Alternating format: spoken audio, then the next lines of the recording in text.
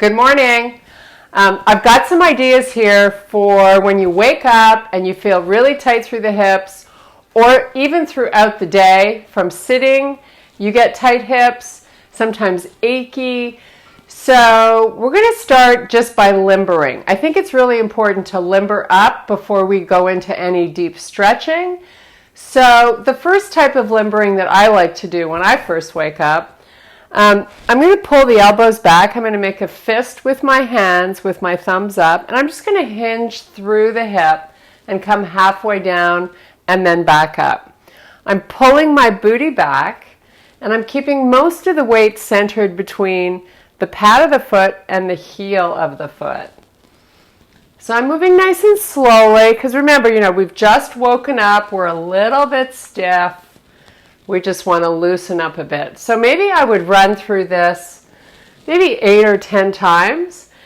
And then something else that I like to do is just lift your knee up one at a time. It's also a good balance challenge.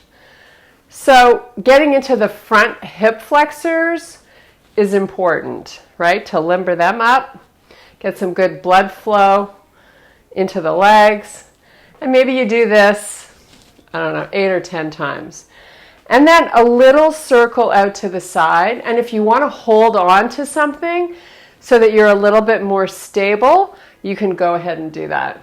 So you lift up, open to the side, and then you can even kick the foot back behind you. So if you look at me from the side, I open to the side and then I kick back and then come down.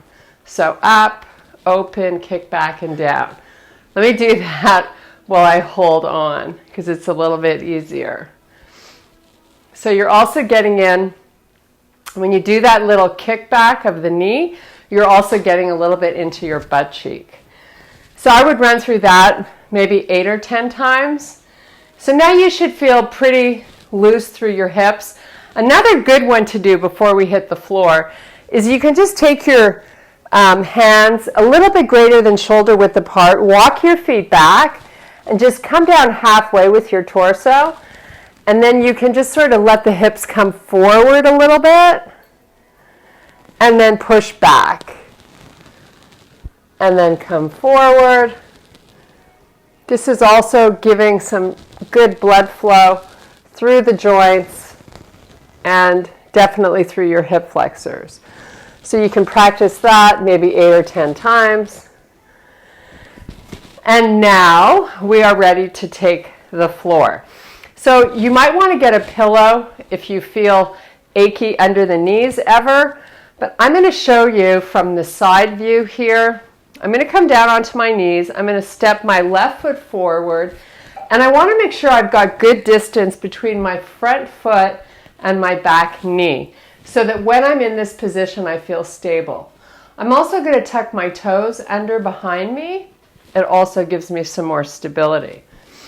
So here, you just want to let the hips come forward a little bit till you begin to feel an opening or a pull, a stretch right in the front. And then just come back and let it go. And then bring it forward. You're just moving, maybe 2 or 3 inches, holding it maybe 5 or 10 seconds. And then once you start to feel less of a pull, come forward and then try to do a little bit of a pelvic tilt up. So you feel a deeper stretch through the hip flexor. And then if you want to take this arm up, you can reach it nice and straight and long and strong, and maybe take it over to the left a little bit so that you're getting the top of the hip also. And then I would do the same thing on the other leg. You want to hold these stretches maybe 30 seconds each side and maybe repeat them 2 or 3 times. Now, once we've done that, we're going to go all the way down to the floor, and I'm just going to have you cross trying to get you a good angle here. I'm going to have you cross your right knee over the left, and then you're going to lie all the way down. Bring your knees up and in so that they're over the hips. Now you're just going to take these knees down towards the right, but you're not going to take them all the way to the floor. You're going to have your left foot on the floor. Your left arm comes up nice and straight, and you just drop it back at a 45-degree angle from your body. Hold that, maybe for 30 seconds, and then do the same thing on the other side. So you just cross the knees, lie back down, let them roll to the side. They're not going to go all the way, and you take your arm out at a 45-degree angle. That should feel really good. Do it on both sides, and repeat that 2 or 3 times. Then, tucking your toes under, we're going to just go to a plank position. This is pigeon. So we're going to take the right foot, bring it up behind the left hand. If you can, you're going to keep that right foot flexed. And then if you look at me from the side, you can see I'm slowly lowering my right knee down to the floor and my left knee, and sliding that leg back. And I come down onto my forearms.